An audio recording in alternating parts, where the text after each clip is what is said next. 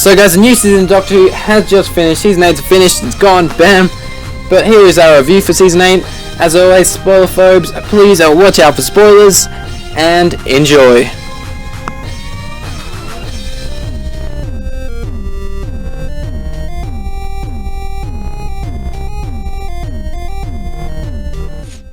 Hey guys, what is going on? Welcome to New Life Reviews, and today we're doing our Doctor Who Complete Season 8 review. We're going to analyse the entire season and give my thoughts on it. So guys, here we go.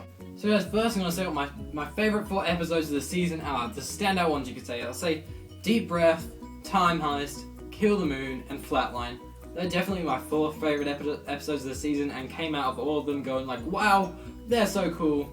But like, I feel like every episode in the season was really well directed, most well written, but pretty much all of them were really well directed. They all looked very nice visually, and they were quite a treat compared to a lot of the past seasons of Doctor Who. Definitely seemed like it had a lot bigger budget, more like a big action movie type budget from all the sets they had, the amazing visual effects that they pulled off this season somehow, like Kill the Moon, wow!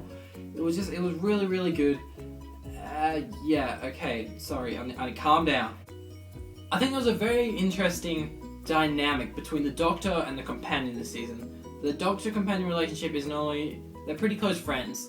This season, not so much. We see the Doctor, this old man, completely angry, furious all the time, you can see it in the eyebrows, and Clara, innocent, just wants her old friend back, and this old man is really starting to get on her nerves. That, I thought, was one of the best things of the season, definitely a highlight for me. I just feel like they needed to change the dynamics of the characters, and they did that so well. Thank you, Steven Moffat, you've done something right. I think there was some good overarching plots. Heaven was a really good plot, it was set up really well, and Danny was also set up really well. Payoffs though this season weren't so great. I feel like this was a really nice fresh start. I think by the end of Matt Smith's run, there were so many storylines and plots going that everything just got tangled, and Time of the Doctor tried really hard, and it did decently in pulling all these plots together and concluding Matt Smith's run. Capaldi had a nice fresh start, things made sense, there wasn't little things that they had to clear up except a few things, but most things generally made sense. It was a good breather. Capaldi's acting as well was flawless, it was so good, definitely the best actor we've seen in the Doctor's shoes before.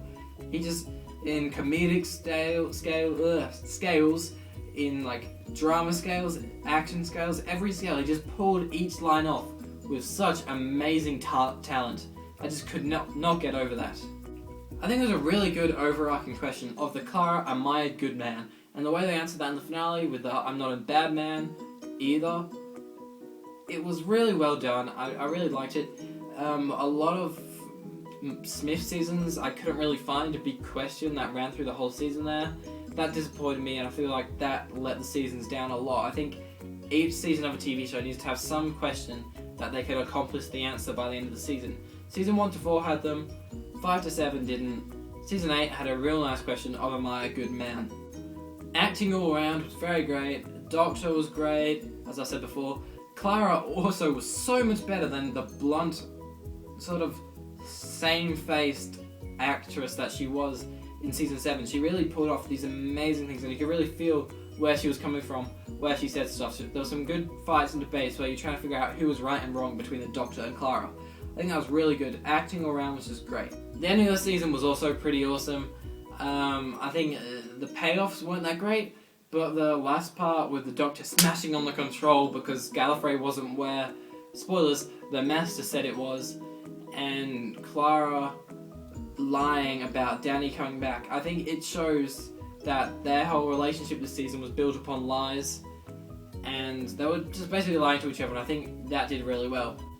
So guys, that was my positives of the season. Time to move on to the negatives, and there's not as many, there's a few nitpicks, but let's go. As I said, the character of Danny Pink, played by Samuel Anderson, he had a very good start. I really liked him, he was a very interesting character from the start, I was very happy.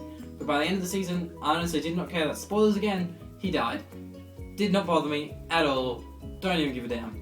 He flew up into the stars like a Cyberman, really was not fussed at all. He just became a bit boring, a bit of an emotionless character.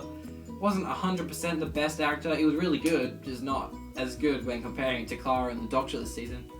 But yeah, definitely Danny Pink got a bit boring. Speaking of payoffs, Missy's payoff as the reveal to be the female version of the Master was also not that great.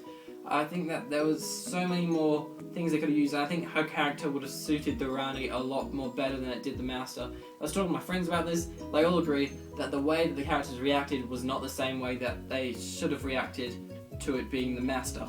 However, Michelle Gomez did an excellent job as the Master. I think that she was real threatening in the season.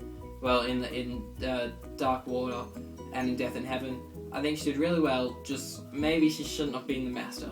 She also died way too easily, which disappointed me, and I feel like that whole season was building up to this big ending of finding out who Missy is, and then she dying, and then she just got shot by the Brigadier as a sideman.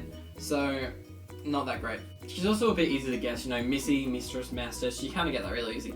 Anyways, some of the episodes at the start of this season were a bit boring. I like Deep Breath. Listen, Robot Show was really boring. I mean, Into the Dark, that was okay, it was pretty good. But Listen was boring, it had the cool thing with the baby doctor. But other than that, they were just genuinely boring episodes. I mean, who is Orson Pink? I mean, it's totally ruined that by Danny dying. Unless they clear that up in the Christmas special, I'm gonna smash Stephen Moffat over the head with like 8 bricks. I don't even give a damn. Yeah, so talking about not liking Robot Show that much. Episode terribly written. Sorry, one of Mark Gatiss' worst. It was incredibly boring. I watched that once or twice, something else. I'm not watching that again. Yeah, it's terrible. I'll watch it when I rewatch it, but I don't think it'll ever be an episode that I go, hey, I feel like watching Doctor Who, let's watch Robot Show. No, an episode like that will be something like Deep Breath or Kill the Moon, something really good like that. I feel like the soundtrack was so overused in terms of the 12th Doctor's theme, I guess you could say. That whole music that was on pretty much the end of every epic bit at an episode just became so overused. It's a really good song, really well composed by Murray Gold. The whole soundtrack was just that song being played over and over again. You just kind of go like, oh my god, get a different song. It's like when you go on the radio and every time you get in the car, you just hear Baby coming on. Baby, baby. No, shut the fuck up, Justin Bieber. So yeah, the whole season was pretty much anticlimactic in terms of how quickly Missy died, who Missy was, and how Danny died. And that was, it was building up to something really good, and then it just lost it. It just, I feel like it just wasn't that great.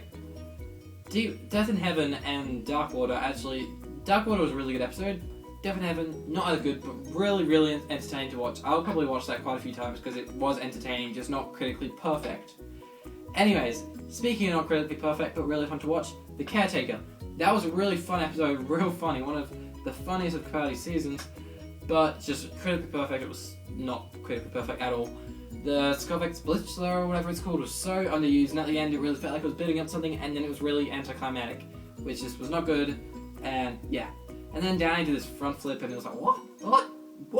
Danny, again, another nitpick, is that the relationship between the Doctor and Danny hating the Doctor, and the Doctor calling him P and hating Danny, just also became really boring and dragged out by the end of the season. The season just really needed to progress a bit more in certain spots, but it didn't. However, I did like the serialism of the season. I think it was really well serialized compared to past seasons.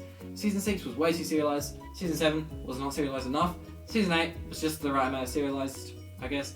I think it could have moved on a bit more from certain things. So guys, that was every good point and every bad point I had to make out of the season. I hope you enjoyed this review. I'm going to give it a whopping 7 out of 10. Probably on par with one of the best seasons of Doctor Who so far. Entertaining, a bit bad at times, but still very entertaining. Love the season. Thank you, Moffat, your best one yet. And now I guess I just can't wait to the Christmas special. It's Christmas, the North Pole. Who are you gonna call? Moffat, oh no, don't you dare. Fuck you, Stephen Moffat!